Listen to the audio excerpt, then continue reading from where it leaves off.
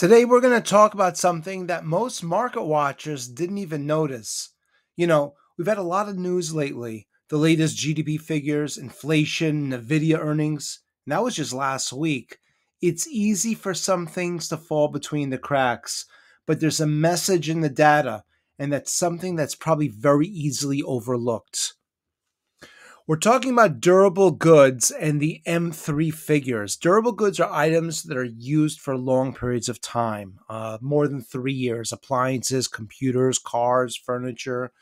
M3 is a measurement of the manufacturer's shipments, inventories, and orders specifically related to durable goods. This data was released last week, and it shows us something quite interesting. Now, this data is broken down to several different categories: defense, capital goods, consumer goods.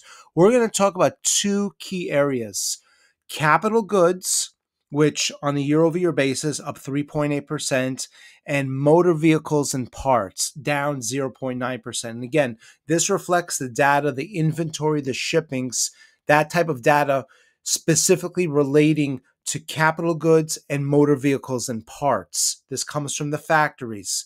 Manufacturing orders for capital goods on a year over year basis up 4% this time last year, that comparison.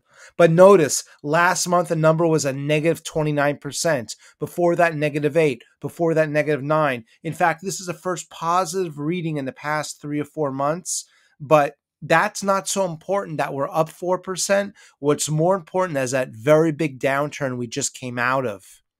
Now, what are capital goods? They're long-term assets used in the production of goods and services, like machinery and equipment, buildings and infrastructure, vehicles like trucks and forklifts. These are things that factories use, tools and instruments. In terms of technology, they'll invest in computers and new software. If we're talking about a restaurant, we're talking about ovens and the other restaurant equipment. Essentially, it's the things that businesses will buy when they think their business will expand. It's the infrastructure, and it's watched very closely because it's considered a barometer of the economy. An increase in the new orders for capital goods signals businesses are investing in equipment and infrastructure. They're forecasting future economic growth. If we have a business, if we're going to think we're going to see better demand, we buy this type of equipment. Well, M3 on a year over year basis, we can see this goes back to the beginning of the year. In particular, the yellow bars represent capital goods. Notice in April, May, June, very big candlesticks to the downside, the biggest candlesticks to the downside. Now, again, the latest result that was a little bit positive, that's not so important. What's more important is what we saw in the past 3 months or so: very big downturns in capital goods, a very big downturn in the investment in machinery and equipment used in businesses. Now, M3 on a year over year basis, take a look at what it looked like back in the 2001 crisis. The yellow line here, that's capital goods. We made that a line as opposed to the other histogram bars just so it would really stand out. And notice, at the worst part of the 2001 crisis, capital goods was down the most. Now we can see here in 2008, it's the same type of pattern.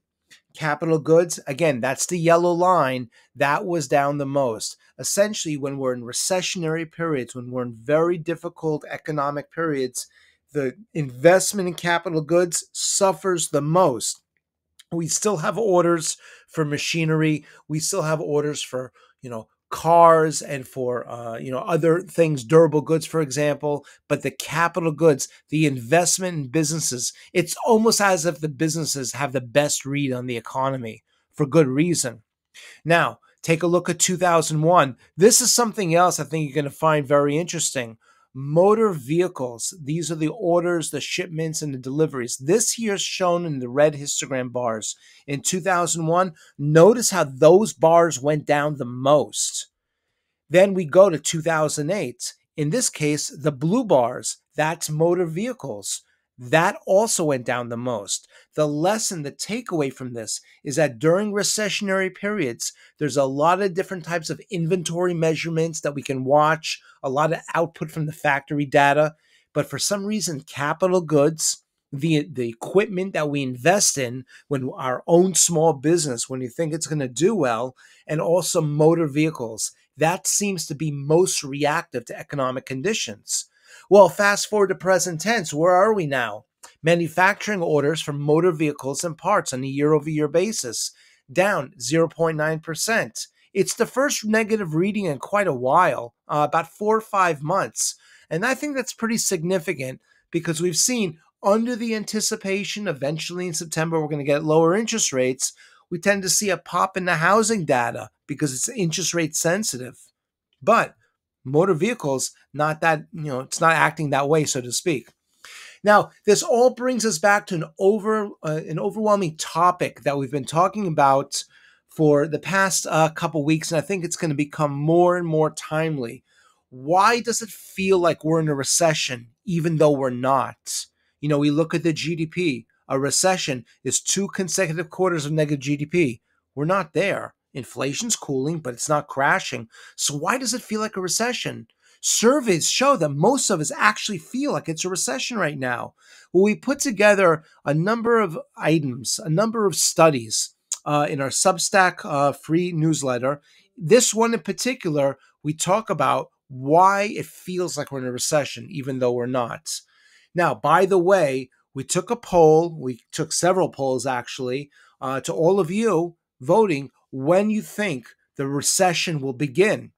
And the blue bars show us the poll that took place on August 8th. 35% of you voted that it would take place during the U.S. elections around that time. That number went up on our August 17th poll to 37%. Well, we cleaned the slate and we launched a brand new poll, and we're asking you, when do you think the recession will begin in the U.S.? Around the U.S. elections in November, the first quarter of next year, the second quarter or later of next year, or maybe we'll have a soft landing and avoid the recession altogether. Visit our poll on our YouTube page, and please feel free to vote. And as well, also, please visit our Substack blog, our Substack newsletter, where we talk about why it feels like a recession, even though we're not. We thank you for joining us. We look forward to seeing you back soon.